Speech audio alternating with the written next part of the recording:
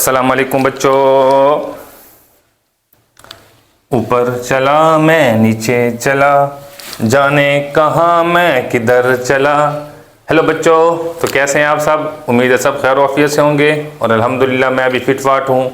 तो आज इंशाल्लाह इस लेक्चर के अंदर हम साइन फंक्शन को डिस्कस करने जा रहे हैं कि साइन फंक्शन हमारे पास क्या होता है, साइन फंक्शन का ग्राफ किस तरह बनेगा, और साथ साथ हम ये भी डिस्कस करेंगे कि साइन फंक्शन की domain, range, period, frequency, amplitude और horizontal phase shift, vertical phase shift, इस तरह सिमेट्री और साथ साथ एसिम्पटोट ऑफ साइन फंक्शन की क्या चीज़ होती है, ये सारा का सारा बेसिक कंसेप्ट इस लेक्चर के अंदर हम डिस्कस करेंगे।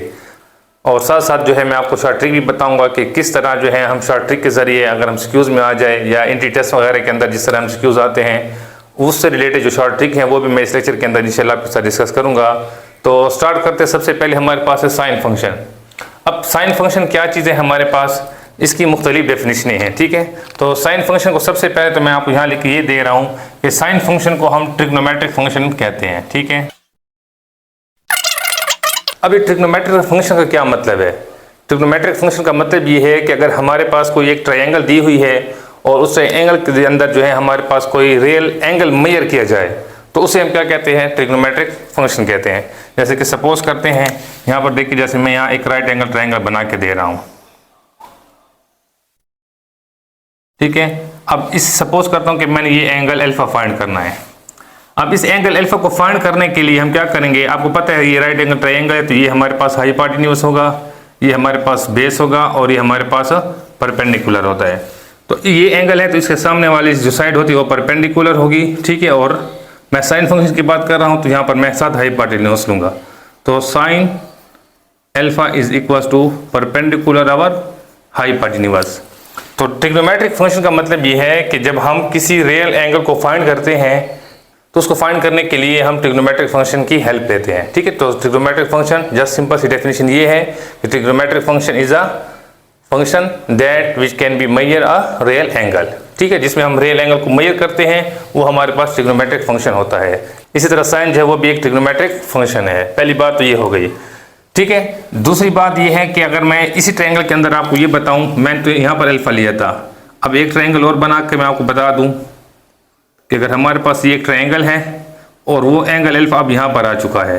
अब याद रखना है कि जो एंगल दिया हुआ है उसके सामने वाली साइड, ठीक है, उसकी अपोजिट साइड जो होगी वो हमारे पास परपेंडिकुलर होगी और जहाँ से वो बना है वो हमारे पास बेस हो जाएगी और जिसके सामने, ठीक है, ये 90 का एंगल है तो 90 के सामने आपको पता है ये हाइपोटेन्यूज हो जाएगा। यहाँ पर बच्चा कंफ्यूज होता है कि हमारे पास हमेशा यही साइड जो है ये है परपेंडिकुलर होती है। नहीं, सम टाइम हम इसको परपेंडिकुलर के बजाय बेस भी ले लेते हैं। बस आपने ये चेक करना है कि एंगल कहाँ पर बना हुआ है, ठीक है। जहाँ पर एंगल आपका गिवन है उसके अपोजिट साइड को हम परपेंडिकुलर कहते हैं। तो ये आपकी परपेंडिकुलर इस एंगल में ये बनेगी और हाइपोटेन्यूज आपका ये होगा। इस एंगल में ये परपेंडिकुलर और ये आपके पास हाइपोटेन्यूज होगा, ठीक है। तो आई होप आपको ये कंसेप्ट क्लियर हो गया होगा। जहाँ एंगल गिवन है 90 के अलावा जो एंगल गिवन है उसके अपोजिट साइड आपकी परपेंडिकुलर होगी। अगर ये एंगल आपका गिवन था तो इसके अपोजिट साइड परपेंडिकुलर ये है, ये एंगल गिवन है तो इसके अपोजिट साइड परपेंडिकुलर ये है, ठीक है। तो ये बच्चे यहाँ पर बहुत कंफ्यूज होते हैं कि हमने परपेंडिकुलर और बेस किसको लेना होता है ट्रिग्नोमेट्रिक फंक्शन में। तो आपने इस तरह इसको याद रखना है और इसी कंसेप्ट को यूज करते हुए आपने राइट ट्रायंगल को सॉल्व करना होता है। तो अब नेक्स्ट तो इसकी दूसरी डेफिनेशन है हमारे पास, वो ये है कि sine is a periodic function.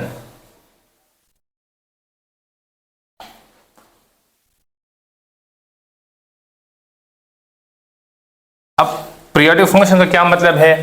Periodic function का मतलब ये है कि ये रिपीट होता है एक फिक्स इंटरवल के बाद। जैसे कि मैंने यहाँ पर इसका एक ग्राफ बना के दिया है, ये इसका जो ग्राफ है वो एक फिक्स इंटरवल के बाद अपने आप को दोबारा रिपीट करेगा, ठीक है। तो जो अपने आप को रिपीट करता है एक फिक्स इंटरवल के बाद उससे हम क्या कहते हैं? पीरियोडिक फंक्शन कहते हैं। तो sine is a periodic function, ठीक है, because it repeat its value about a fix interval, ठीक है। तो वो एक फिक्स इंटरवल के बाद जो है अपनी वैल्यू को रिपीट करता है। तो नेक्स्ट इसके बाद जो एक और हमारे पास की डेफिनेशन होती है वो ये है कि ये हमारे पास कॉन्टिन्यूअस फंक्शन होता है। कॉन्टिन्यूअस फंक्शन का मतलब ये है कि जब हम इसका ग्राफ बनाते हैं तो इसके ग्राफ के अंदर कोई गैप नहीं होता, कोई जंप नहीं होता और कोई होल नहीं होता, ठीक है। जैसे कि यहाँ पर इसका मैंने ग्राफ बनाया हुआ है तो ये देखिए एक स्मूथ कर्व जा रहा है, ठीक है। तो इस तरह जो ये स्मूथ कर्व होता है, तो ये जिस ग्राफ का फंक्शन बना हुआ है उससे हम क्या कहते हैं, उसे कहते हैं कंटिन्यूअस फंक्शन, ठीक है। तो साइन आपका एक कंटिन्यूअस फंक्शन भी होता है, ठीक है। इसको आप सेकंड ईयर की मैथ के अंदर इसको आप डिस्कस करेंगे कि कंटिन्यूअस फंक्शन क्या होता है, हम उसको किस तरह फाइंड करते हैं, किस तरह उसको सॉल्व करते हैं। तो नेक्स्ट इसके अंदर एक और चीज भी है हमारे पास, वो है बाउंडेड फंक्शन। अब बाउंडेड फंक्शन का क्या मतलब है, उसको भी आप ग्राफ से ही समझ सकते हैं, ठीक है। बाउंडेड का मतलब ये है कि ये एक फिक्स इंटरवल के अंदर बाउंड हो चुका होता है, ठीक है। अब वो फिक्स इंटरवल किस तरह है, देखें यहाँ पर मैंने 2 पॉइंट लिए हैं, ठीक है। यहाँ पर एक पॉइंट वाई एक्सिस के ऊपर प्लस का है और एक वाई एक्सिस के ऊपर माइनस का है। तो ये आपका जो है प्लस का 1 और ये आपका माइनस का 1। अब इसका जो ग्राफ है वो बाउंड हो चुका है +1 और -1 के दरमियान, ठीक है। तो ये जब बाउंड हो जाए, अब जरूरी नहीं है कि +1 -1 ही हो, ये बात आपने यहाँ पर याद रखनी है, ठीक है। मैं आगे सारा कंसेप्ट आपको दूंगा, एक एक पॉइंट क्लियर करूंगा। ये जरूरी नहीं होता कि आपका बाउंड फंक्शन जो है वो 1 और -1 के दरमियान ही हो, जरूरी नहीं है, ठीक है। 2 - 2 के दरमियान भी हो सकता है, 3 - 3 के दरमियान भी हो सकता है, 0.5 - 0.5 के दरमियान भी हो सकता है, ठीक है। इसके अलावा कुछ और वैल्यू हो तो उसके दरमियान भी हो सकता है। जस्ट आपने याद रखना है कि बाउंडेड फंक्शन होता किस तरह है। ग्राफ से आपको पता चलेगा कि वाई एक्सिस के ऊपर जहां पर वो ग्राफ बाउंड हो जाए उससे हम क्या कहते हैं, बाउंडेड फंक्शन कहते हैं, ठीक है। मतलब यहाँ पर अगर मैं इसका ग्राफ बनाऊंगा, शेडिंग कर दूं, तो ये यहाँ तक बाउंड है और ये नीचे वाला आपका -1 तक बाउंड है, इससे नीचे या इससे ऊपर हम नहीं लेकर जाएंगे। तो आई होप आपको इसकी भी समझ आ गई होगी कि बाउंडेड फंक्शन क्यों होता है साइन, ठीक है। और नेक्स्ट जो है हमारे पास इसकी एक और डेफिनेशन ये है कि जो साइन फंक्शन होता है हमारे पास, इसको हम मैनी टू वन फंक्शन भी कहते हैं। देखें, मैनी कहते हैं एक से ज्यादा नंबर, ठीक है। मतलब एक से ज्यादा नंबर हम इनपुट देंगे और हमें एक ही आउटपुट मिले तो उससे हम क्या कहते हैं, मैनी टू वन फंक्शन, ठीक है। अगर एक फंक्शन है उसके अंदर हम बहुत सारी वैल्यू पुट करते हैं, बहुत सारी डिफरेंट वैल्यू पुट करने के बाद वो हमें सेम आंसर दे रहा है, तो इसका मतलब है कि वो फंक्शन हमारे पास क्या है, मैनी टू वन फंक्शन है, ठीक है। जैसे कि मैं इसकी एग्जांपल दूं, सपोज करते हैं अगर मैं आपसे पूछूं कि साइन x की जगह मैंने 30 पुट कर दिया, तो साइन 30 की वैल्यू हमारे पास होती है 1/2। इसी तरह अगर मैं साइन के अंदर 150 पुट करता हूं तो 150 की वैल्यू भी हमारे पास 1/2 होती है। इसी तरह अगर मैं साइन के अंदर 390 पुट करूंगा तो 390 की वैल्यू भी हमारे पास 1/2 होती है, ठीक है। अब देखें, हमने जो इनपुट वैल्यू रखी है वो डिफरेंट रखी है। इनपुट वैल्यू डिफरेंट रखने के बाद आउटपुट जो हमें मिल रहा है वो सेम मिल रहा है, ठीक है। तो इस तरह का जो फंक्शन होता है उससे हम क्या कहते हैं, मैनी टू वन फंक्शन। अब इसको मैं ग्राफ से भी आपको समझा देता हूं, ठीक है। ये तो मैंने यहाँ पर एक जनरल एग्जांपल ली है। अब ग्राफ से आपको किस तरह पता चलेगा कि हमारे पास जो साइन फंक्शन है वो मैनी टू वन फंक्शन है या 1/1 फंक्शन है, ठीक है, या 1 to मैनी फंक्शन है। तो यहाँ पर देखें, ये जो ग्राफ बना हुआ है इसके ऊपर अगर मैं हॉरिजॉन्टल लाइन इस तरह ले जाऊं, ठीक है, बहुत सारे हॉरिजॉन्टल लाइन लगा लूं, तो वो हॉरिजॉन्टल लाइन आपकी 2 पॉइंट पर ग्राफ को कट करेगी, ठीक है। देखिए यहाँ से मैंने एक लाइन लगाई तो आपको एक यहाँ पर पॉइंट कट करेगा और एक यहाँ पर पॉइंट कट करेगा। इस तरह कोई और लाइन लगाऊंगा तो वो भी 2 पॉइंट पे कट करेगा, यहाँ पर लगाऊंगा तो वो भी 2 पॉइंट पे कट करेगा। अगर हमारे पास हॉरिजॉन्टल लाइन किसी ग्राफ को 2 पॉइंट पे कट करती है तो इसका मतलब है कि वो जो फंक्शन है हमारे पास वो मैनी टू वन फंक्शन है। तो आई होप आपको मैनी टू वन फंक्शन का कंसेप्ट जो है वो भी क्लियर हो गया होगा। अब नेक्स्ट इसके बाद एक और चीज़ है हमारे पास, वो ये है कि हमारे पास साइन फंक्शन की एक और डेफिनेशन ये होती है कि साइन फंक्शन जो है इसको हम ऑड फंक्शन भी कहते हैं। ऑड फंक्शन किस तरह है इसको भी ज़रा मैं आपको समझा देता हूँ। ऑड फंक्शन का मतलब ये है कि अगर हम x की जगह -x को रिप्लेस कर दें और -x रिप्लेस करने के बाद उसका आंसर हमारे पास माइनस का f(x) आ जाए तो इसका मतलब वो जो फंक्शन है हमारे पास वो ऑड फंक्शन है, ठीक है। जैसे मैं यहाँ पर आपको समझा दूँ कि सपोज करते हैं हमारे पास कोई फंक्शन है, उसकी जगह मैंने x की जगह -x रिप्लेस कर दी है और रिप्लेस करने के बाद उसका आंसर हमारे पास माइनस का f(x) आ जाए तो इट्स मीन ये जो फंक्शन है हमारे पास वो ऑड फंक्शन है, ठीक है। इसका मैं मजीद कंसेप्ट आपको यहाँ पर समझा देता हूँ। देखिए, जैसे कि सपोज करते हैं यहाँ पर एक पॉइंट है और इसके कोऑर्डिनेट हमारे पास है x, y। दूसरा पॉइंट यहाँ पर मैंने लिया है, इसके कोऑर्डिनेट है हमारे पास x, -y। अब आप लोगों ने ये पढ़ा हुआ है कि जो हमारे पास ये x है, ठीक है, ये x एक्सिस होगा और y एक्सिस होगा। तो x एक्सिस के ऊपर जो है हम किसको यूज़ करते हैं, हम cos थीटा को यूज़ करते हैं, और y एक्सिस के ऊपर जो है हम sin थीटा को यूज़ करते हैं। ठीक है, जब आप रेजोल्यूशन ऑफ फोर्स फिजिक्स में पढ़ते हो वहाँ पर भी ये कंसेप्ट आपका यूज़ होता है। ठीक है, जैसे कि अगर हम यहाँ पर मैं आपको बता दूँ, यहाँ पर एक पॉइंट है और यहाँ पर एक वेक्टर मैंने ड्रॉ किया हुआ है। ठीक है, ये रेजोल्यूशन ऑफ फोर्स के ज़रिए आप इसको फाइंड करते हैं वेक्टर को। तो इस पॉइंट के जो कोऑर्डिनेट हम लिखते थे वहाँ पर, वो हम लिखते थे cos theta, sin theta. It's mean कि ये x होता है और ये y होता है। तो सेम यहाँ पर जो रेजोल्यूशन ऑफ फोर्स का कंसेप्ट है वो यहाँ पर मैंने यूज़ किया है। अब नीचे में डाउनवर्ड्स आया हूँ x एक्सिस के, तो यहाँ पर फोर्थ कोऑर्डिनेट में x प्लस का होगा और y आपका माइनस का होगा। ठीक है, अब यहाँ पर भी मैं अगर बताऊँ तो ये हमारे पास हो जाएगा cos थीटा और ये माइनस का sin थीटा। ठीक है, अब यहाँ पर एक और चीज़ देखें, ये यहाँ पर मैंने एक वेक्टर लगा दिया है। अब मुझे ये बताएं कि यहाँ पर बनने वाला एंगल हमारे पास लेट्स सपोज वो है थीटा, और यहाँ पर इस तरह के और वेक्टर लगा कर दे देता हूँ। तो ये आपका एंटी क्लॉकवाइज है तो आपकी डायरेक्शन प्लस की होती है। ये आपको क्लॉकवाइज आएगा तो क्लॉकवाइज में हम माइनस का थीटा यूज़ कर लेते हैं। तो इट्स मीन अगर मैं यहाँ पर अब थीटा की जगह माइनस यूज़ करूँगा, ठीक है, यहाँ पर तो कॉज माइनस थीटा। ठीक है, तो देखिए माइनस थीटा है तो मेरा आंसर क्या आया है, कॉस थीटा आया है। ठीक है ना, यहाँ पर माइनस का पुट करने से देखिए आंसर हमारे पास हो कॉस थीटा आया हुआ है। और अगर मैं साइन के अंदर माइनस पुट कर रहा हूँ, इस साइन के अंदर मैंने माइनस थीटा पुट किया है, माइनस का एंगल है, तो उसका आंसर हमारे पास देखिए तो माइनस साइन थीटा आ रहा है। ठीक है, तो इट्स मीन कि फंक्शन उसके अंदर हमने माइनस का एक्स पुट किया तो आंसर माइनस और ये फंक्शन आ गया। ठीक है, जो यहाँ पर ये मैंने डेफिनेशन आपको लिख के दी है। तो ये होता है हमारे पास ऑड फंक्शन का कॉन्सेप्ट कि हमारे पास साइन फंक्शन ऑड फंक्शन क्यों है। ठीक है, तो वो यहाँ पर मैंने आपको एक्सप्लेन कर दिया है कि हमारे पास अगर एक वेक्टर फर्स्ट क्वाड्रेंट के अंदर है, उसके coordinate cos theta sin theta mean के x और y है, और एक वेक्टर जो है वो फोर्थ क्वाड्रेंट के अंदर है, उसके कोऑर्डिनेट हमारे पास x माइनस y होता है। तो x को हमारे पास cos थीटा माइनस y हमारे पास sin थीटा। ये बनने वाला एंगल पॉजिटिव है, एंटी क्लॉकवाइज है तो पॉजिटिव होगा। ये बनने वाला एंगल क्लॉकवाइज है तो इसका मतलब है नेगेटिव डायरेक्शन में होगा। ठीक है, तो नेगेटिव का मतलब एंगल नेगेटिव नहीं होता, डायरेक्शन नेगेटिव होती है। ठीक है, और यहाँ पर पुट किया मैंने तो cos माइनस का एंगल है, तो देखें x है और x cos थीटा की इक्वल, तो cos थीटा मैंने यहाँ पर यूज़ कर दिया है। माइनस का पुट किया तो माइनस का y है और माइनस साइन थीटा है, तो इसका मतलब माइनस साइन थीटा हो जाएगा। ठीक है, तो आई होप आपको इस कंसेप्ट की भी समझ आ गई होगी कि किस तरह जो है हमारे पास साइन फंक्शन वो ऑड फंक्शन होता है। इसके अलावा हम इसको एक और फंक्शन का नाम भी देते हैं, वो हमारे पास है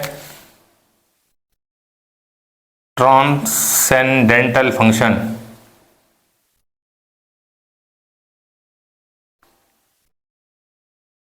अब ये ट्रांसेंडेंटल फंक्शन क्या चीज़ है हमारे पास।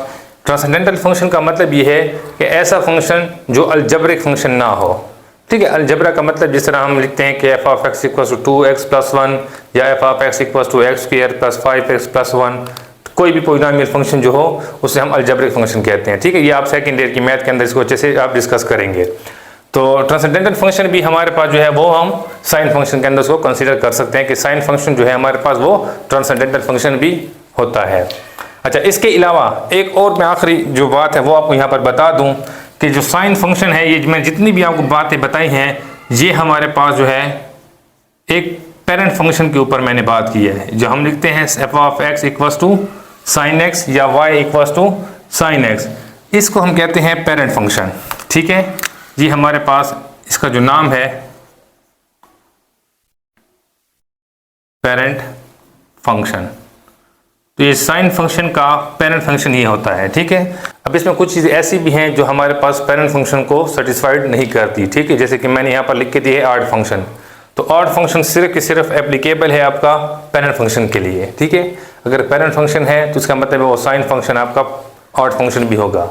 और तो बाकी जितने भी यहाँ पर मैंने उनकी डेफिनेशन लिख के दी है तो सारी की सारी जो है साइन का कोई भी फंक्शन आ जाए, चाहे वो पेरेंट फंक्शन हो या इससे रिलेटेड वर्टिकल शिफ्ट फंक्शन हो, हॉरिजॉन्टल शिफ्ट फंक्शन हो, उस सबको ये जितनी भी डेफिनेशन है ये सेटिस्फाइड करती हैं, ठीक है, उन सब के लिए एप्लीकेबल है। लेकिन जो ऑड फंक्शन है, ऑड फंक्शन सिर्फ की सिर्फ एप्लीकेबल है पेरेंट फंक्शन के लिए, ठीक है। ये मैं आगे आपके साथ सारा पॉइंट डिस्कस करूंगा।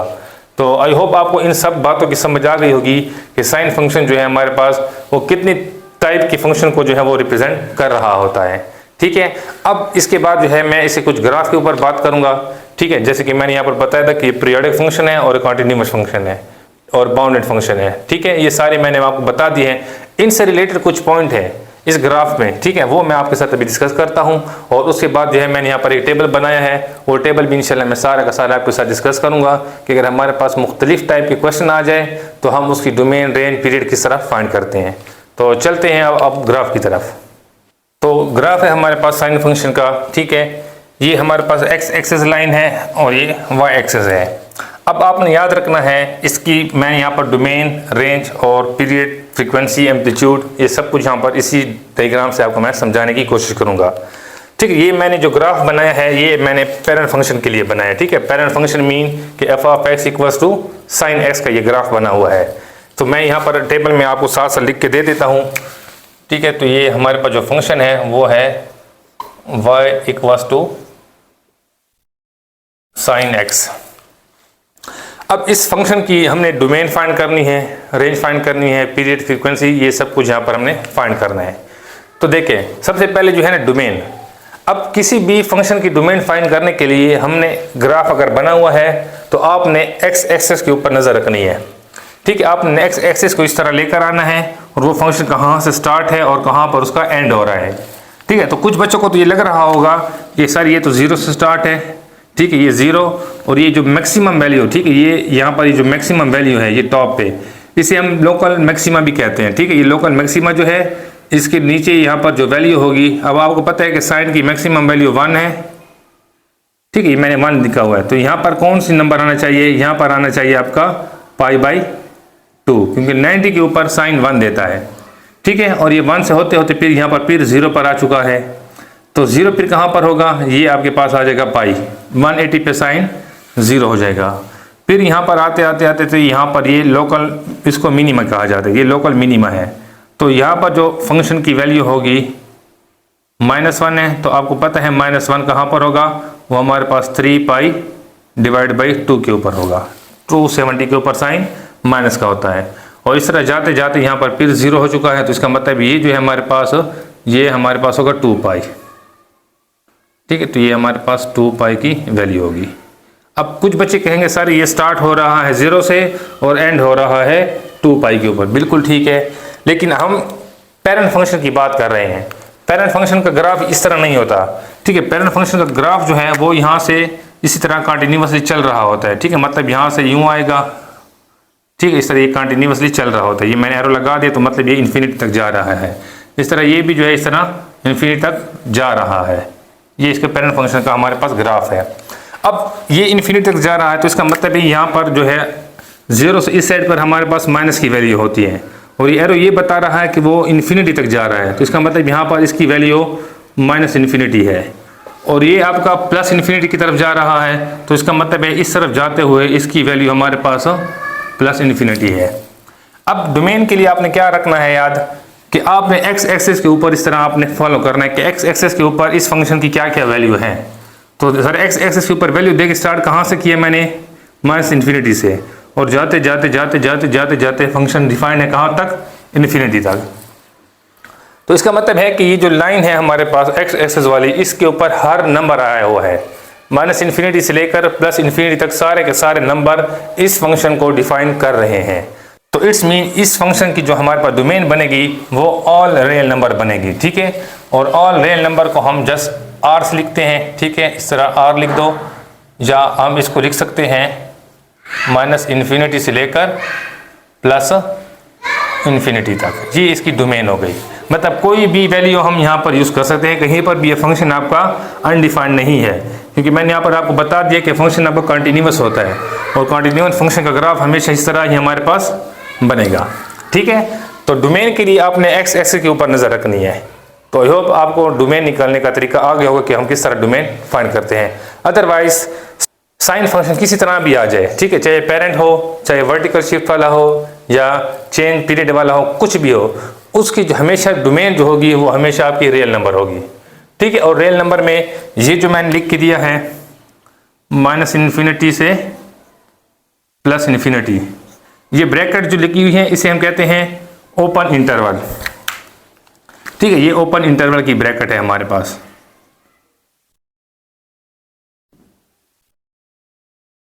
अब इस तरह हम रेंज निकालेंगे। अब रेंज किस तरह फाइंड करेंगे? रेंज का मतलब है कि आपने आउटपुट देखना है। आउटपुट के लिए आपने वाई एक्सेस के ऊपर जो है वो नजर रखनी है।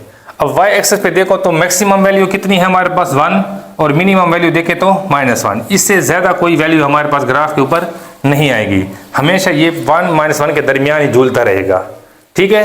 पेरेंट फंक्शन हमेशा +1 और -1 के दरमियान झूलता रहेगा और इस तरह इसकी ग्राफ बनेगा। तो इट्स मीन इसकी जो हमारे पास रेंज बनेगा वो हमेशा हमारे पास क्या होगा, पहले -1 लिखा जाता है और फिर +1, ठीक है। तो ये -1 से +1, ये जो ब्रैकेट है और ये ब्रैकेट फर्क है, ठीक है। यह जैसे मैंने यहां पर अब लिख के दिया है -1 और 1, इसे कहते हैं क्लोज इंटरवल। इस तरह हम इसको क्लोज इंटरवल में लिखते हैं, ठीक है। अब ओपन इंटरवल का मतलब ये होता है कि ये नंबर इंक्लूड नहीं है, ठीक है। जैसे कि मैं अगर यहां पर लिख के दे दूता कि -2 और 2, तो इसका मतलब है कि -2 और 2 इंक्लूड नहीं है, इनके दरमियान जितने भी नंबर है वो सारे के सारे इंक्लूड हैं इस ग्राफ के अंदर या इस फंक्शन के अंदर। लेकिन क्लोज इंटरवल का मतलब ये है कि -1 और 1 इसके अंदर इंक्लूड है, ठीक है। ये ब्रैकेट शो करती है इंक्लूड को और ये ब्रैकेट जो वो शो करती है नॉट इंक्लूड को, मतलब -∞ +∞ इंक्लूड नहीं है, इनके दरमियान जितने भी नंबर है वो सारे के सारे इसमें इंक्लूड है, ठीक है। इसका बाकी जो कंसेप्ट है, इसकी तीसरी टाइप्स भी होती है हमारे पास, सेमी ओपन, सेमी क्लोज या उसको क्लूपन भी कहते हैं। वो सेकंड ईयर की मैथ का इंशाल्लाह मैं स्टार्ट करूंगा चैप्टर नंबर 1, तो उसमें मैं सारा आपके साथ डिस्कस कर दूंगा।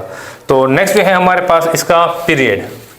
अब पीरियड देखें तो हमारे पास पीरियड का मतलब ये है कि कंप्लीट साइकिल जो है वो कब मुकम्मल करता है, ठीक है, तब हम उसको हम पीरियड कहते हैं। तो जरा देखें, अगर मैं इसको यहां से रेस कर दूं और यहां से इसको यहां से मैं रेस कर दूं, ठीक है। अब यहां पर देखें तो ये 0 से स्टार्ट हुआ और जाते जाते दोबारा यहां पर आया, ठीक है। एक साइकिल कंप्लीट करना चाहिए। एक साइकिल का मतलब जहां से स्टार्ट हो वहीं पर अगर खत्म हो तो ये एक साइकिल होता है। एक साइकिल कब मुकम्मल कर रहा है? 2π में। तो इसका मतलब ये है कि जो साइन का पीरियड होता है हमारे पास वो होता है हमारे पास 2π, ठीक है। 2π के अंदर हमारे पास एक साइकिल कंप्लीट हो रहा है, मतलब जहां से स्टार्ट हुआ जाते जाते वहां पर एंड हो उसी जगह पर, उसी पॉइंट के सामने, तो उसे हम क्या कहते हैं? पीरियड कहते हैं। अब कुछ बच्चे कहेंगे सर ये भी तो है, लेकिन ये हमारे पास ऊपर से आया हुआ है, ठीक है। अब जाते हुए दोबारा यहां पर आएंगे तब वो एक जाकर कंप्लीट होगा, ठीक है। ये ऊपर गए और फिर नीचे आए, अब नीचे जाते हुए दोबारा ऊपर जाएंगे तो ही हमारा कंप्लीट होगा एक साइकिल, ठीक है। यहाँ पर कंप्लीट नहीं होता, यहाँ पर जो है एक साइकिल कंप्लीट होता है, ठीक है। तो एक साइकिल कंप्लीट हमारा 2π पर होगा। अब नेक्स्ट है हमारे पास एम्पलीट्यूड। एम्पलीट्यूड का मतलब होता है ये हाइट, ठीक है। ये हाइट हमारे पास कितनी है, और एम्पलीट्यूड कभी नेगेटिव नहीं होता, ये बात आपने याद रखनी है। अगर नेगेटिव हो तो उसको आपने खुद ब खुद प्लस का लिखना है। तो आपकी हाइट कितनी है? यहाँ पर भी 1 है, यहाँ पर भी 1 है, तो इसका मतलब है कि जो पेरेंट फंक्शन होगा साइन का, उसकी एम्पलीट्यूड हमेशा हमारे पास 1 होगी। अब इसके बाद नेक्स्ट जो है हमारे पास वो है फ्रीक्वेंसी। फ्रीक्वेंसी बेसिकली हम पीरियड का रेसिप्रोकल ले लेते हैं, ठीक है। तो हमारे पास जो है ये हो जाएगा 1 आवर p, और 1 आवर p का मतलब 2π। अब इसका क्या मतलब है? देखिए, फ्रीक्वेंसी का मतलब ये है कि नंबर ऑफ साइकिल, 2π अगर उसका पीरियड है तो साइकिल कितने कंप्लीट हो रहे हैं? 1, मतलब एक साइकिल को कंप्लीट होने में 2π पीरियड उसको जरूरत होते हैं। और ये ऊपर जो 1 लिखा हुआ है ये शो करता है नंबर ऑफ साइकिल को, और फ्रीक्वेंसी निकालने का ये फार्मूला होता है, ठीक है। अब मैं यहाँ पर पूछ लेता कि नंबर ऑफ साइकिल बताओ, ठीक है। तो नंबर ऑफ साइकिल कितने होंगे इसमें? नंबर ऑफ साइकिल, ठीक है। तो नंबर ऑफ साइकिल हमारे पास 1 होता है, ठीक है। वो यहाँ पर मैंने आपको सेपरेट लिख कर दे दिया है। तो आई होप आपको इसकी समझ आ गई हो। जो ऊपर नंबर लिखा हुआ होगा वो नंबर ऑफ साइकिल को शो करेगा, ठीक है। तो यहाँ पर साथ मैंने ये लिख कर दे दिया है। समटाइम इस तरह क्वेश्चन आ जाता है कि draw the graph of y equal to sine x, ठीक है, इन 1 साइकिल। आपने 1 साइकिल तक इसका ग्राफ बनाना है, तो 1 साइकिल तक ग्राफ बनाने के लिए आपने जस्ट ये पॉइंट यूज़ करने हैं, 0, π/2, पाई, 3π/2 और 2π। तो यहाँ से यहाँ तक जाते हुए यहाँ पर आया तो ये 1 साइकिल जो है हमारा कंप्लीट हो जाता है, ठीक है। ये बच्चे यहाँ पर कंफ्यूज होते हैं, क्वेश्चन अगर आ जाता है साइकिल के हवाले से तो उनको पता ही नहीं होता कि 1 साइकिल हम कब कंप्लीट करेंगे।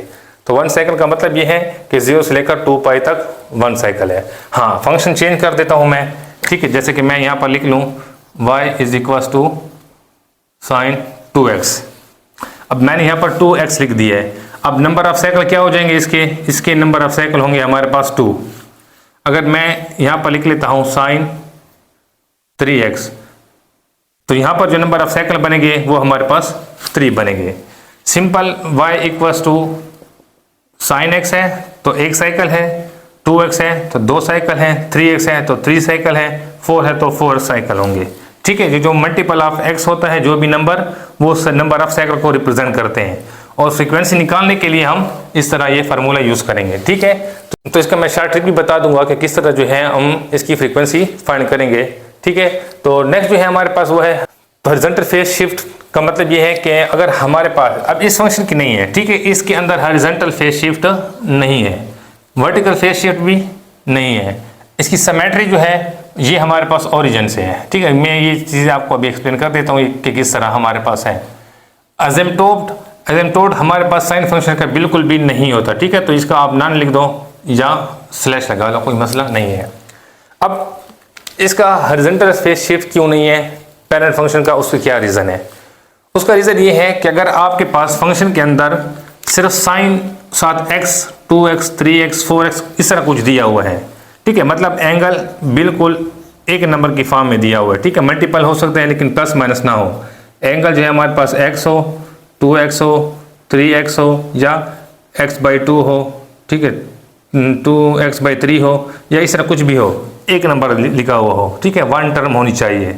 अगर एंगल 1 टर्म में है तो इसका मतलब है हॉरिजॉन्टल फेज शिफ्ट उसका नहीं होगा, ठीक है। अब हॉरिजॉन्टल फेज शिफ्ट कब होगा वो मैं आपको बता देता हूँ। जैसे कि मैं यहाँ पर लिखता हूँ y is equal to sine x plus 2। अब एंगल के अंदर 2 टर्म आ चुकी हैं तो इट्स मीन इसका हॉरिजॉन्टल फेज शिफ्ट होगा।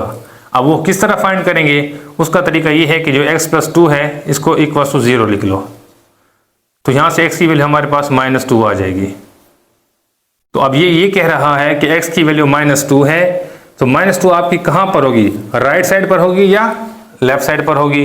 तो इट्स मीन कि जो इसका हॉरिजॉन्टल फेज शिफ्ट बनेगा वो 2 यूनिट लेफ्ट साइड पर बनेगा, ठीक है। मतलब ये जो ओरिजिन से स्टार्ट हुआ था वो ओरिजिन से स्टार्ट नहीं होगा बल्कि -2 से इस तरह हमारा स्टार्ट होकर जाएगा। आई होप आपको हॉरिजॉन्टल फेज शिफ्ट की समझ आ गई होगी।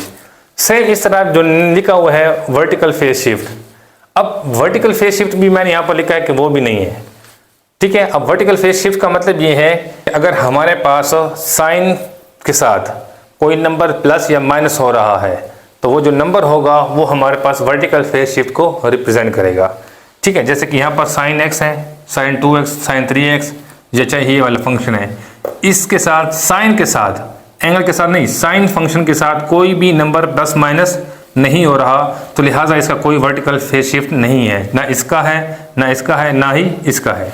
तो कब होगा उसकी मैं यहाँ पर एग्जांपल दे देता हूँ। लेकिन जैसे मैं यहाँ पर लिखता हूँ y is equal to 2 plus sine x। अब इसका जो हॉरिजॉन्टल फेज शिफ्ट है वो तो नहीं है क्योंकि यहाँ पर जस्ट x लिखा हुआ है, ठीक है, तो आपका हॉरिजॉन्टल फेज शिफ्ट नहीं होगा। लेकिन वर्टिकल फेज शिफ्ट वो इस 2 को रिप्रेजेंट करेगा। तो इसका मतलब है कि 2 दिया हुआ है, बिल्कुल सेपरेट दिया हुआ है, साइन से अलग दिया हुआ है, तो वो जो कांस्टेंट नंबर 2 है वो शो करता है वर्टिकल फेज शिफ्ट को। अब ये 2 प्लस का है तो इसका मतलब है कि ये जो वर्टिकल फेज शिफ्ट होगा वो अपवर्ड होगा 2 यूनिट, माइनस का होगा तो डाउनवर्ड होगा 2 यूनिट, ठीक है। 2 चीज़ें यहाँ पर मैंने आपके साथ शेयर की हैं जो बेसिक है और आपको आनी चाहिए। हॉरिजॉन्टल फेज शिफ्ट कब होगा, जब एंगल के साथ कोई नंबर प्लस माइनस हो रहा होगा, ठीक है, तो वो हमारे पास हॉरिजॉन्टल फेज शिफ्ट को शो करेगा। वर्टिकल फेज शिफ्ट कब होगा, जब साइन फंक्शन के साथ कोई नंबर प्लस माइनस हो रहा होगा, ठीक है।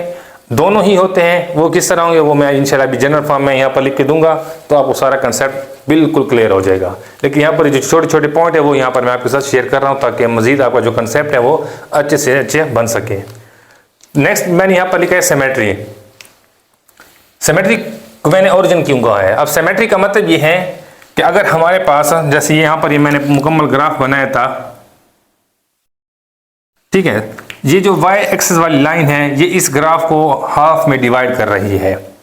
सिमेट्री का मतलब ये है कि ऐसी लाइन जो आपके ग्राफ को इक्वली 2 पार्ट्स में डिवाइड कर दे, ठीक है, तो उसे हम क्या कहते हैं? सिमेट्री कहते हैं।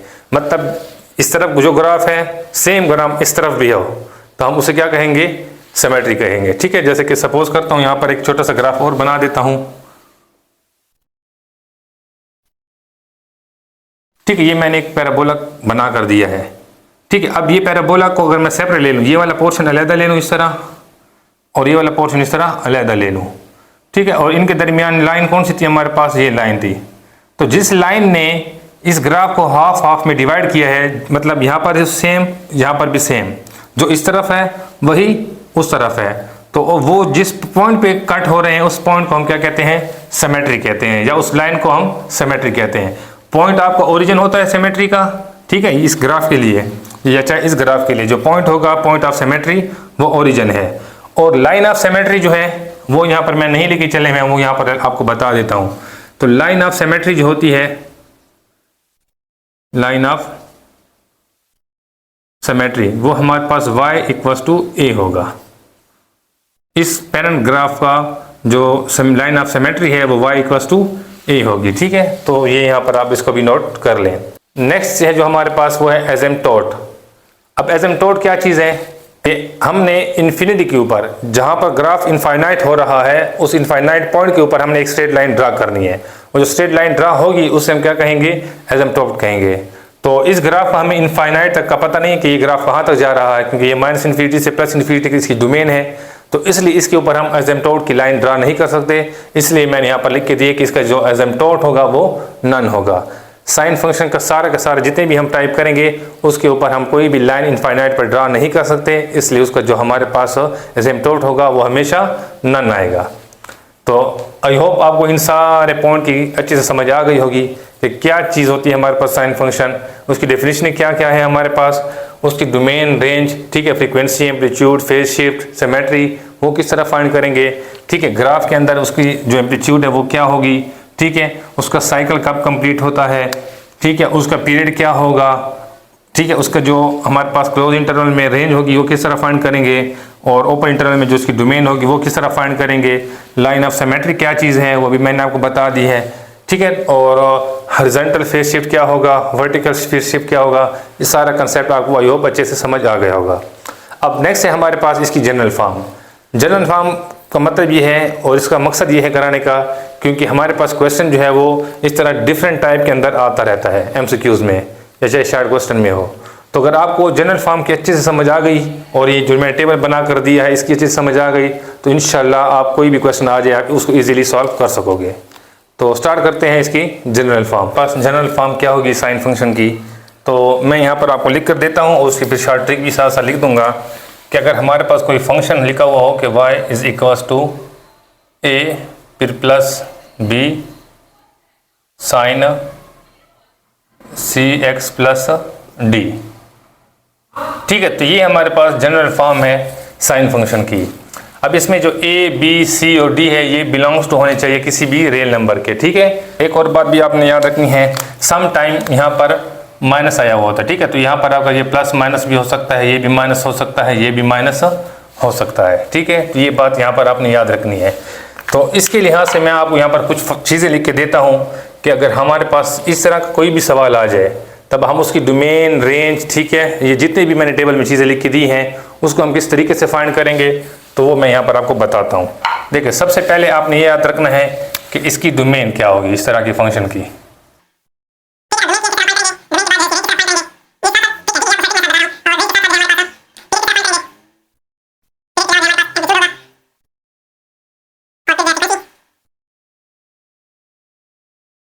ठीक है, और उसके बाद जो है phase shift, horizontal phase shift, vertical phase shift, symmetry, ये सारी चीज़ें यहाँ पर मैं आपको लिख के देता हूँ। देखिए डोमेन के लिए ये याद रखना है कि डोमेन इस तरह कोई भी सवाल आ जाए, अभी मैंने आपको बताया है ग्राफिकली कि उसकी जो डोमेन होगी हमारे पास वो ऑल रियल नंबर होगी, मतलब आर होगी, और आर को मैंने बताया कि -∞ से +∞ तक हम उसको लिख सकते हैं। इस तरह जो रेंज होगी, इस तरह के फंक्शन की रेंज फाइंड करने के लिए हम क्या करेंगे, उसका ट्रिक ये है कि आपने यहाँ पर क्लोज इंटरवल लगाना है, a - mod b, फिर कॉमा a + mod b। ठीक है, ये हमारे पास का फार्मूला है। एक बात और याद रखनी है, ये चेंज भी हो सकते हैं। ठीक है, अगर दोनों माइनस की वैल्यू आ जाए तो फिर ये चेंज होती रहेगी बात। ठीक है, बेसिक आपने ये याद रखना है। चेंज किस तरह होगी वो मैं इंशाल्लाह यहाँ पर एग्जांपल में आपको समझा दूंगा। अब नेक्स्ट भी है पीरियड। पीरियड के लिए अभी मैंने बताया है साइन का पीरियड होता है 2π। इस फंक्शन के लिए जो x के साथ मल्टीपल नंबर होगा वो हमेशा यहाँ पर 2π के साथ डिवाइड कर देंगे, तो इसका जो पीरियड बनेगा वो हमारे पास 2π / mod c। ठीक है, mod c का मतलब यहाँ पर हमने प्लस की वैल्यू यूज़ करनी होती है। और एम्पलीट्यूड का मतलब ये है कि जो यहाँ पर हमारे पास b है ये, ठीक है ना, b ये एम्पलीट्यूड को शो करता है, तो यहाँ पर एम्पलीट्यूड भी कभी आपको नेगेटिव नहीं होगा, तो इसलिए लिहाजा mod b जो भी होगा वो हमने इस तरह उसका एम्पलीट्यूड निकाल लेना होगा। ठीक है, यहाँ पर -2 का तो आपने जस्ट प्लस का 2 लिख देना है। फ्रीक्वेंसी का मतलब ये है कि अगर आपके पास जो पीरियड होता है, ठीक है, पीरियड को हम t से शो करते हैं और फ्रीक्वेंसी को हम f से, तो f = 1 आवर t लिख दो, मतलब पीरियड का रेसिप्रोकल हमारे पास फ्रीक्वेंसी होगी। और नंबर ऑफ साइकिल भी मैंने आपको बताए हैं। ठीक है, नंबर ऑफ साइकिल अगर पूछा जाएगा, नंबर ऑफ साइकिल्स, तो वो हमारे पास किसको शो करेगा, वो शो करेगा यहाँ पर जो mod c है ना, इसको शो करेगा। ठीक है, मैं ये ट्रिक बता रहा हूँ, तो mod c वो आपका नंबर ऑफ साइकिल को शो करेगा। अगर c यहाँ पर 2 है तो आपके 2 साइकिल बनेंगे, 3 है तो आपके 3 साइकिल बनेंगे, 4 है तो आपका 4 साइकिल बनेंगे। ये बात आप लोगों ने याद रखनी है। इसके अलावा मैंने यहाँ पर आपको बताया है कि हॉरिजॉन्टल फेज शिफ्ट। अब हॉरिजॉन्टल फेज शिफ्ट किस तरह हम इसको फाइंड करेंगे वो भी मैं आपको बता देता हूँ। हॉरिजॉन्टल फेज शिफ्ट का मतलब ये है, ठीक है, तो अब हॉरिजॉन्टल फेज शिफ्ट मैं यहाँ पर ऊपर लिख के दे रहा हूँ कि हॉरिजॉन्टल फेज शिफ्ट जो होगा हमारे पास, इस फार्मूले से मैं बना के दे रहा हूँ, वो हमारे पास होगा -d/c। ठीक है, -d/c। ठीक है, ये चेंज होती रहती है वैल्यू, वो अब मैं कुछ टाइम यहाँ पर आपको समझा दूंगा।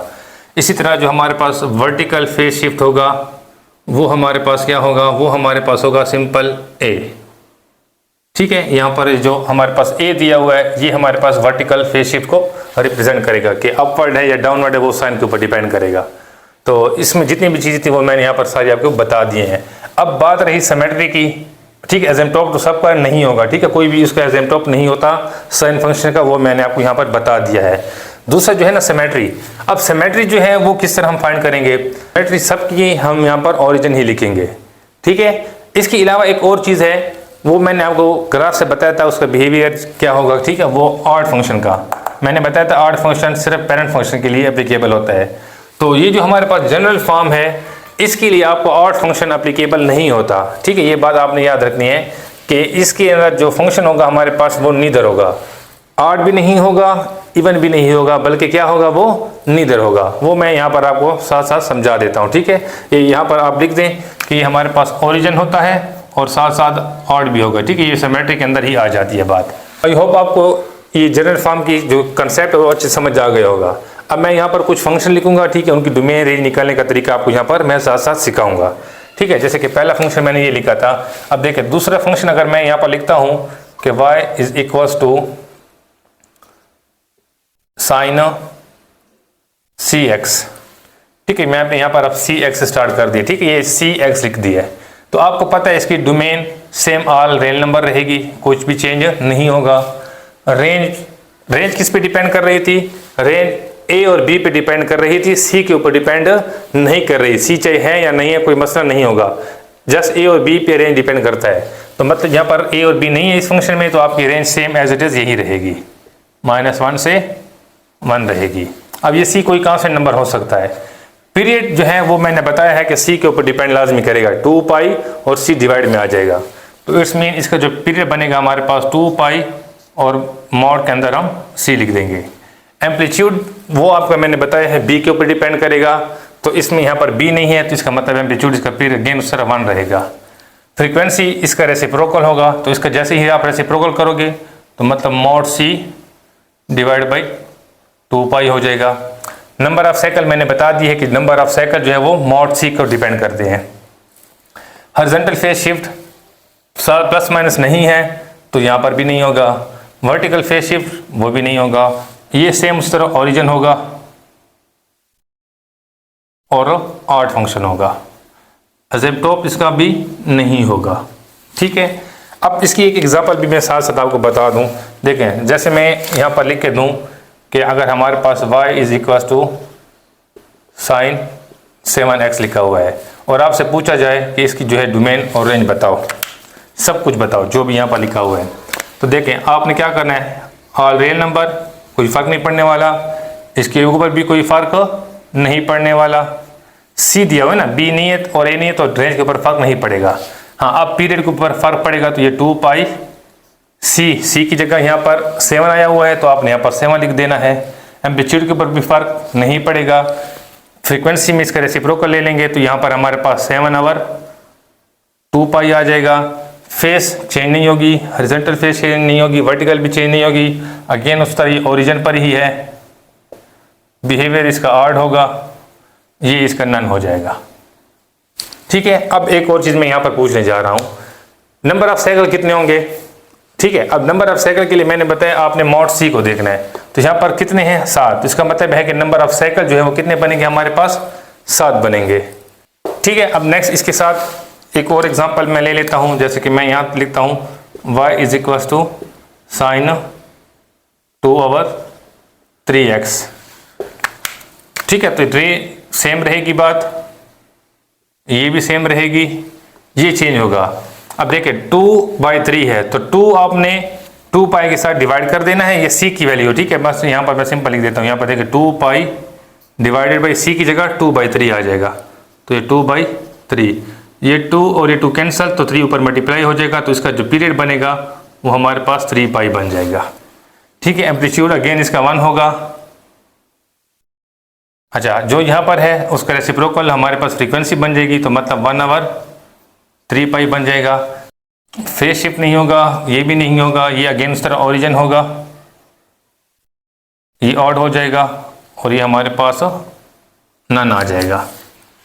ठीक है, तो आई होप इसकी आपको अच्छे से समझ आ गई होगी कि अगर हमारे पास सिंपल साइन दिया हुआ है उसके साथ कोई भी नंबर मल्टीपल है एंगल के साथ, तो उसकी डोमेन रेंज हम किस तरह फाइंड करेंगे।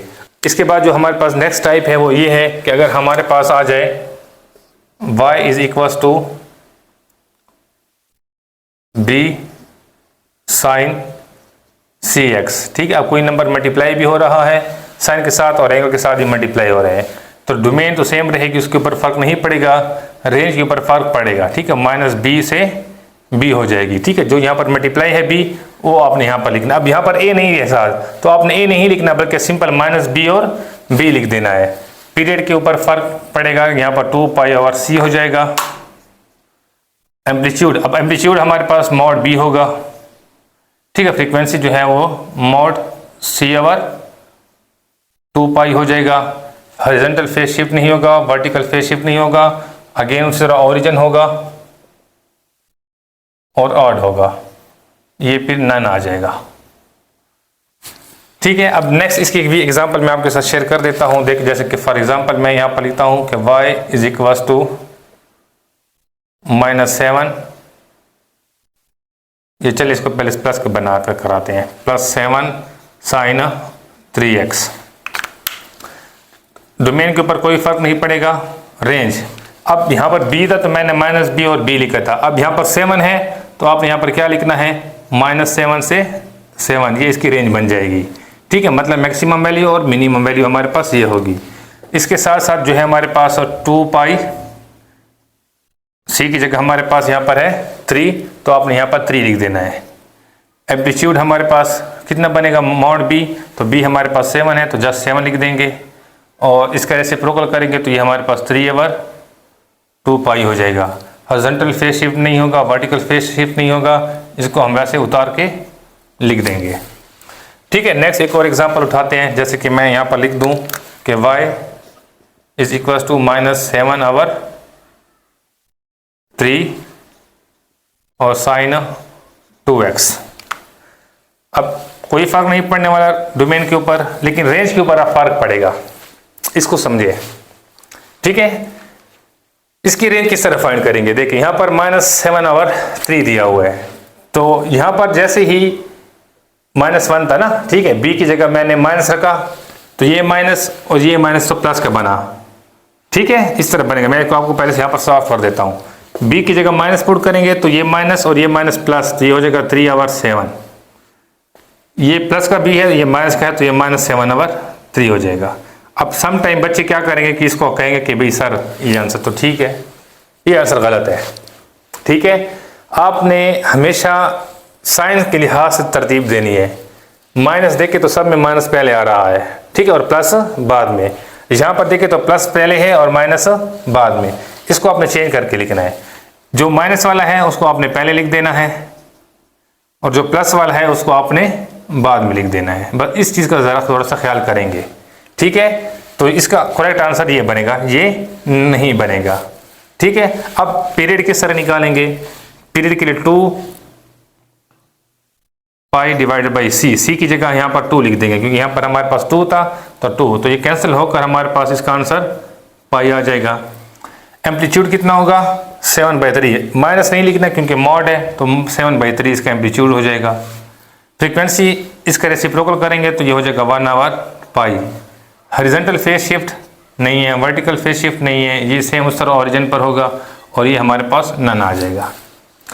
तो आई होप आपको इस टाइप की भी जो एग्जाम्पल मैंने साथ कराए हैं उससे समझ आ गई होगी कि किस तरह हम domain, range, frequency, period find करेंगे।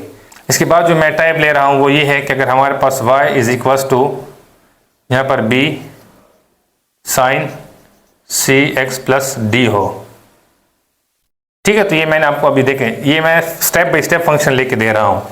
इसके अंदर डोमेन सेम वही रहेगी, रेंज हमारे पास -b से +b रहेगी।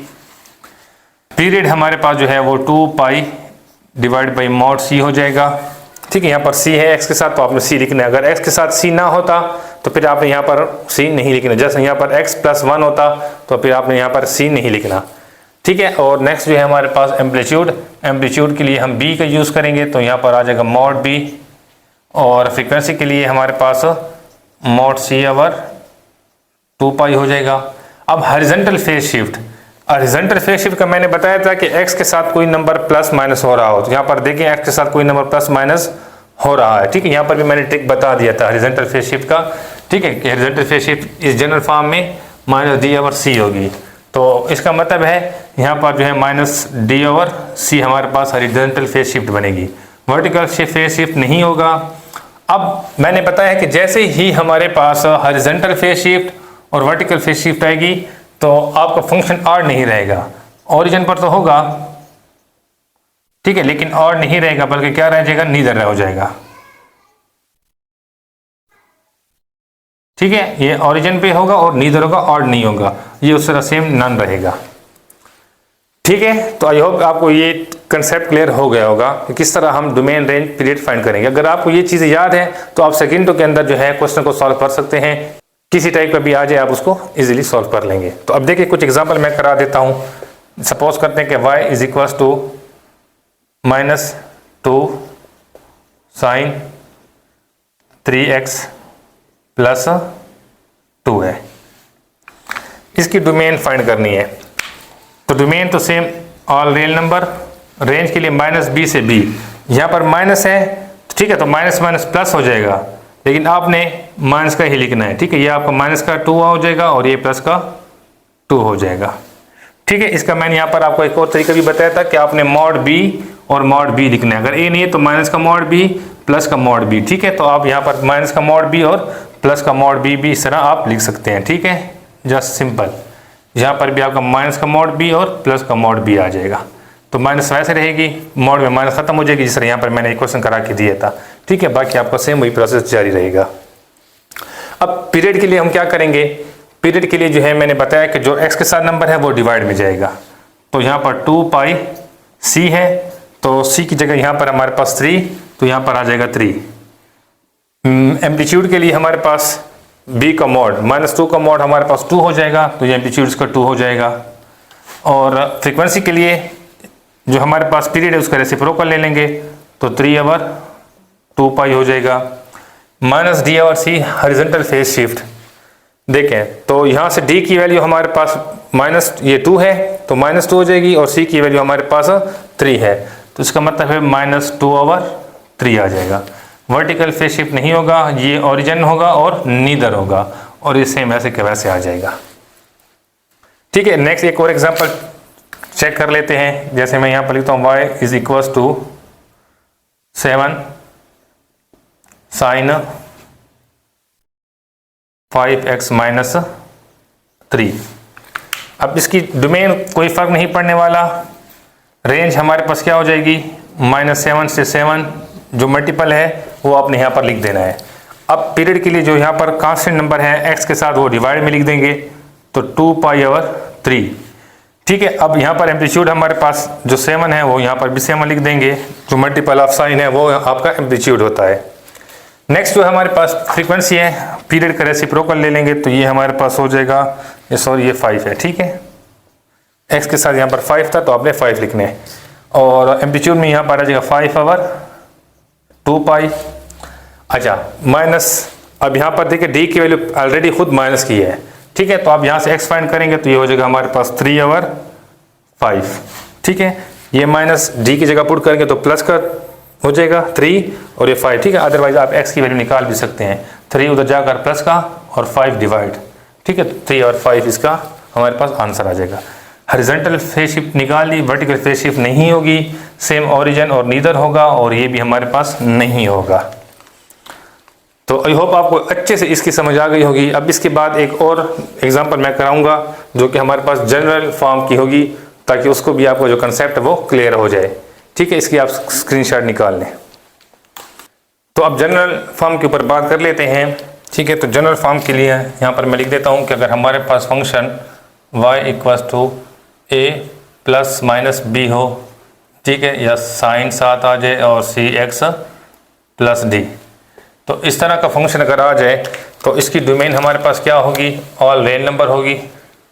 रेंज हमारे पास क्या होगी, अब रेंज का मैंने आपको यहाँ पर ट्रिक बताया था। ठीक है, a -mod b, b और साथ फिर a + mod b। ठीक है, तो यहाँ पर आप ओपन ब्रैकेट और यहाँ पर लिख देंगे a - mod b और फिर a + mod b, और पीरियड सेम उस तरह हमारे पास 2π/mod c हो जाएगा। एम्पलीट्यूड हमारे पास जो है mod b होगा, फ्रीक्वेंसी जो है हमारे पास mod c/2π हो जाएगा। Horizontal phase shift -d/c, vertical phase shift हमारे पास a होगा, और सिमेट्री जो है हमारे पास ओरिजिन और नीदर होगी, और ये हमारे पास क्या होगा, नन होगा। तो अब देखें यहाँ पर कुछ एग्जांपल ले लेते हैं हम। एग्जांपल नंबर 1 है कि अगर हमारे पास y = 5 + 3 sin 7x + 2 हो। ठीक है, तो इसकी डोमेन रेंज किस तरह हम फाइंड करेंगे, तो सेम प्रोसेस यूज करेंगे। डोमेन हमारे पास हो जाएगी ऑल रियल नंबर। रेंज के लिए a, ठीक है, a की वैल्यू हमारे पास देखें तो 5 और b की वैल्यू हमारे पास 3 है, तो यहाँ पर सॉल्व करेंगे। 5 mod 3, 5 - 3 2, 5 + 3 8 हो जाएगा, तो ये इसकी हमारे पास रेंज आ जाएगी। ठीक है, यहाँ पर आपने a की जगह 5, b की जगह 3 पुट कर रहे हैं, तो a 5 - 3 2 हो जाएगा, 5 + 3 8 हो जाएगा। पीरियड के लिए यहाँ पर हमारे पास 2π और c की वैल्यू यहाँ पर 7 है। ठीक है, तो 7 आपने यहाँ पर यूज़ कर देना है डिवाइड में। एम्पलीट्यूड b है, तो b हमारा 3 है, तो यहाँ पर आपके पास एम्पलीट्यूड इसका 3 आ जाएगा। और जो फ्रीक्वेंसी होगी हमारे पास, वो हमारे पास पीरियड का रेसिप्रोकल ले लेंगे, तो 7/2π हो जाएगा। फेज शिफ्ट किस तरह होगा, जैसे b यहाँ पर मैंने करा के दिए है, x किस तरह फाइंड करेंगे, तो 2 उधर -7 डिवाइड, तो -2/7 हो जाएगा।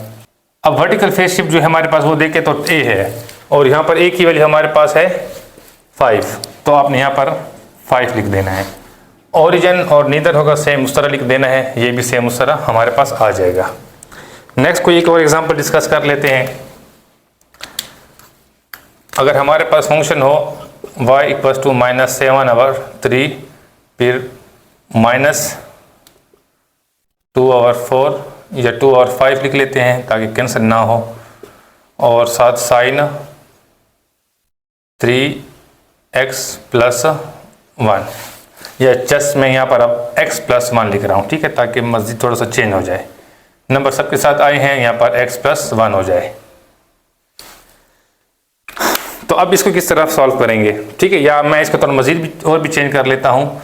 यहाँ पर मैं लिख देता हूँ x - π/2, या चलिए π/2 सही है, ठीक है। तो यहाँ पर थोड़ा सा चेंज कर दिया मैंने क्वेश्चन को। अब इसको किस तरह सॉल्व करेंगे, देखिए ट्रिक लगानी है आपको, बस सिंपल। अगर टेबल अब तक समझ आ चुका है तो आप इसको आंखें बंद करके निकाल सकते हैं, कुछ भी लिखा हुआ हो। डोमेन सेम रहेगी, रेंज में आपने क्या करना है -a और ये mod -b, इसको आप कैलकुलेटर पे जस्ट लिख देंगे, फौरन आपके पास आंसर यहाँ पर आ जाएगा, ठीक है। देखिए मैं निकाल देता हूँ, a की जगह -3/7 -b की जगह 2/5, ठीक है। ये माइनस का है, मोड के अंदर ये वाली माइनस खुद बहुत प्लस की बनेगी, तो आपने जस्ट माइनस का ही लिखना है। इसको सिंप्लीफाई करेंगे तो ये हमारे पास आ जाएगा 15, और ये एलसीएम लेकर इसको हल करेंगे तो 35 और 3 × 6, तो हमारे पास -41, तो आंसर आ जाएगा -41/15। अब इसको प्लस करेंगे तो यहाँ पर आपने प्लस लगा देना है, ठीक है। दूसरे में हमारे पास प्लस है तो मैंने यहाँ पर प्लस लगा दिया है। इसको सॉल्व करेंगे तो हमारे पास आ जाएगा -29, ठीक है, और 15, तो ये हमारे पास -29/15, ये इसकी हमारे पास रेंज आ गई। आई होप आपको अच्छे से समझ आ रही होगी बात कि मैंने इसको किस तरह सॉल्व किया है, ठीक है। जस्ट आपने इस चीज़ को देखना है, ए और बी की वैल्यू पुट करके सिंप्लीफाई करके जो आंसर आएगा वो आपका रेंज हो जाएगा। अब पीरियड किस तरह निकालेंगे, 2π और s के साथ जो नंबर है, यहाँ पर x के साथ नंबर मल्टीपल कुछ नहीं है तो जस्ट 2π इसका पीरियड होगा। एम्पलीट्यूड हमारे पास b की वैल्यू वो 2/3 है, ठीक है। मॉड लगाना है तो माइनस का प्लस बन जाएगा। फ्रीक्वेंसी जो है पीरियड का रेसिप्रोकल करेंगे तो ये 1/2π हो जाएगा। अब फेज शिफ्ट किस तरह निकालेंगे, x की वैल्यू, ठीक है, यहाँ पर -π/2 है तो उस साइड पर जाकर प्लस का π/2 हो जाएगा, तो ये π/2 फेज शिफ्ट आ गया। वर्टिकल फेज शिफ्ट हमारे पास है -3/2, सॉरी -7/3। आपने यहाँ पर क्या लिखना है, माइनस का डाउन होगा, ठीक है, तो यहाँ पर माइनस का लिखेंगे डाउन और 7/3। इसके साथ आप बेशक आप लिख सकते हैं, ठीक है, ये भी साथ आप आ जाएगा। प्लस का होगा तो अप, माइनस का होगा तो डाउन। इसमें माइनस का है तो माइनस साथ ना लगाएं बल्कि 2/7 और लेफ्ट लिख देंगे, क्योंकि माइनस का लेफ्ट साइड पर होता है। π/2 तो साथ आप इसके राइट लिख दें, ठीक है। ये मैंने शुरू में आपको बता दिया था, जब मैं आपको ग्राफ समझा रहा था वहाँ मैंने सारा कंसेप्ट दे दिया था। अब सेम उस तरह ओरिजिन भी है और नीदर भी है और ये नन होगा, ठीक है। तो नेक्स्ट एक और एग्जांपल चेक कर लेते हैं ताकि मजीद हमारा जो कंसेप्ट है वो अच्छे से क्लियर हो सके।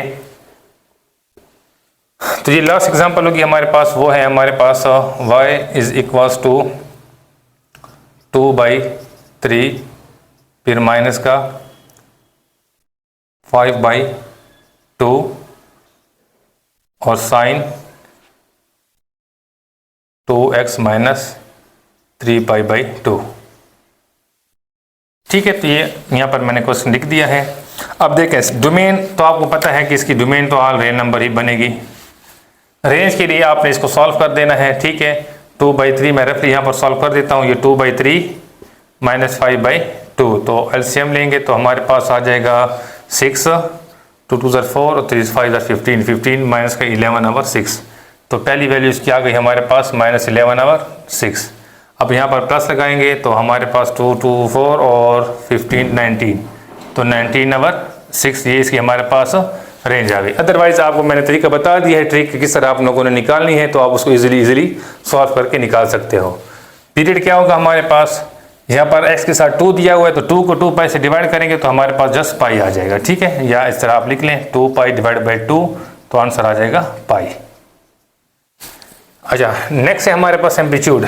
एम्पलीट्यूड में 5/2 है साइन के साथ, तो 5/2।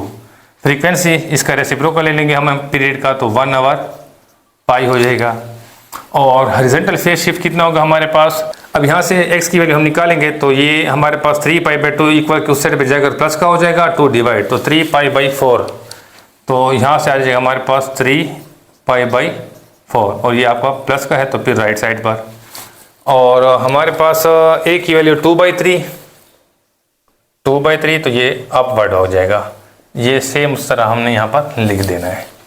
तो ये हमारे पास सिंपल सा टेबल था, ठीक है। और इस साइन के हवाले से जितने भी बेसिक कंसेप्ट है वो मैंने आपके यहाँ डिस्कस कर दिया है। तो आई होप आपको जितने भी मैंने यहाँ पर आपके साथ लेक्चर शेयर किए तो सबको समझ आ गया होगा। फिर भी किसी चीज़ में कोई डाउट है तो आप कमेंट सेक्शन में मुझसे पूछ सकते हैं। नेक्स्ट लेक्चर के अंदर इंशाल्लाह मैं उसको मज़ीद एक्सप्लेन कर दूंगा। और नेक्स्ट लेक्चर भी जो है हमारा वो साइन फंक्शन के रिलेटेड ही होगा, उसमें मैं आपको ग्राफ बनाना सिखाऊंगा कि हम ग्राफ किस तरह बनाएंगे। और ग्राफ से रिलेटेड कुछ चीज़ें थी जो इस लेक्चर में मैं कवर नहीं कर पाया, जैसे कि हमारे पास अगर ग्राफ है तो कंप्रेस कब होगा, स्ट्रेच कब होगा, हॉरिजॉन्टल कंप्रेस कब होगा, वर्टिकल कंप्रेस कब होगा, तो ये चीज़ें जो है इंशाल्लाह हम नेक्स्ट लेक्चर में कवर करेंगे। और अगर कोई बच्चा जो है हमारी ऑनलाइन क्लास ज्वाइन करना चाहता है तो डिस्क्रिप्शन के अंदर जो है मैंने अपना व्हाट्सएप नंबर दे रखा है, आप वहाँ पर मुझसे रब्ता कर सकते हैं और आप हमें ऑनलाइन ज्वाइन कर सकते हैं। तो इस तरह जो है आप मज़ीद कंसेप्ट सीख सकते हैं। और इंशाल्लाह मैं साथ साथ ये जो सीरीज़ है मैं साइन के बाद जो है कॉस फंक्शन के ऊपर भी बात करूँगा, इसी तरह कोसिकेंट है, जितने भी हमारे पास ट्रिग्नोमेट्री 6 के 6 फंक्शन है उन सबको डिस्कस करेंगे।